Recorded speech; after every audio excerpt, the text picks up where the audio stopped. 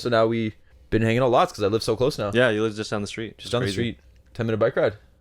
Hell, motherfucker, yeah. Wear your helmet, everybody.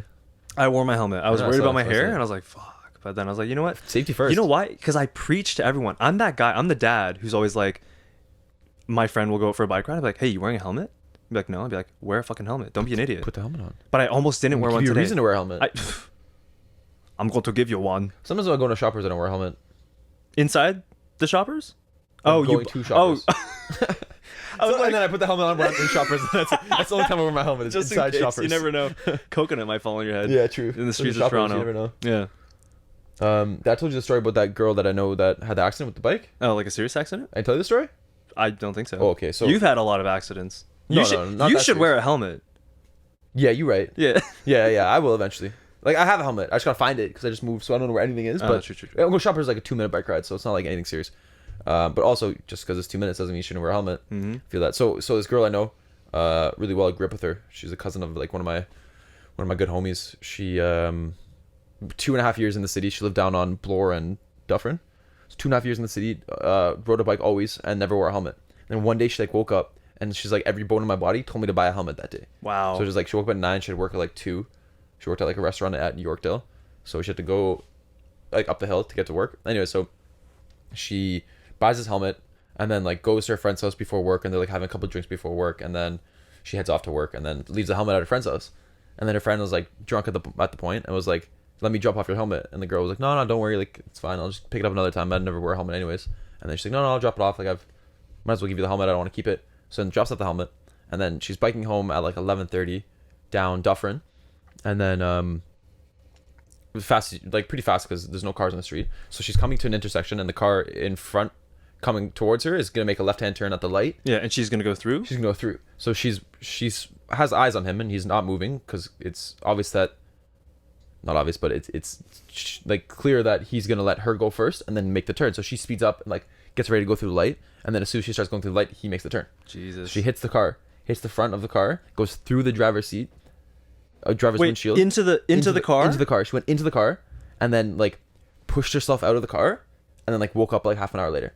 So she wakes up, and then she's like feet are around her, people are surrounding her, and she like looks down, and then both of her arms are broken, and one of her legs is broken.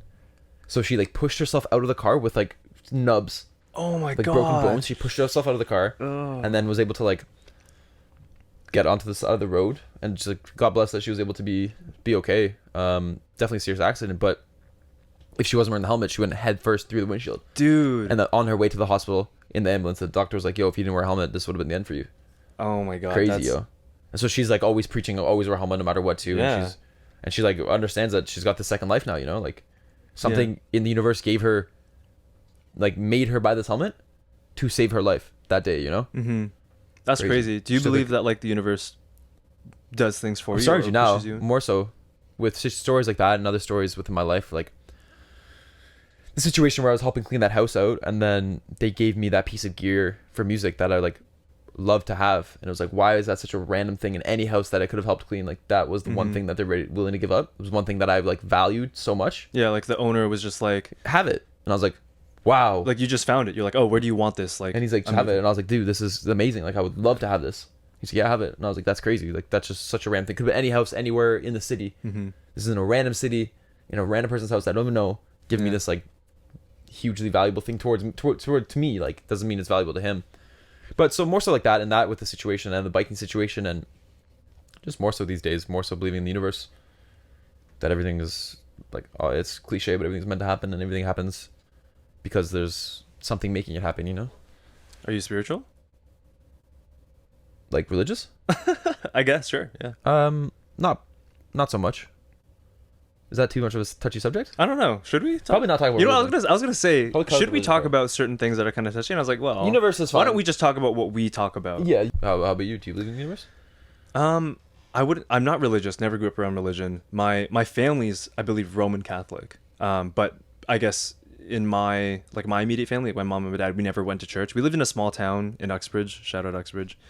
How the fuck did I just shout out my hometown? It's not even like Toronto or Mississauga. It's like it's literally farmland. Yeah, and like a small town. Shout out Roxy Theater. I just did it again. Anyways, so like I don't even. it Shout wouldn't out be that one like street I was born on. that Goodwood. What? Goodwood Road. Goodwood Road. Yeah. Nice. So like it was a small town. So like going to the grocery store was like a 15-20 minute drive. I don't think the closest church would even be that close. Versus if I grew up in Mississauga, Toronto, a bigger city. Dude, I feel like churches are everywhere.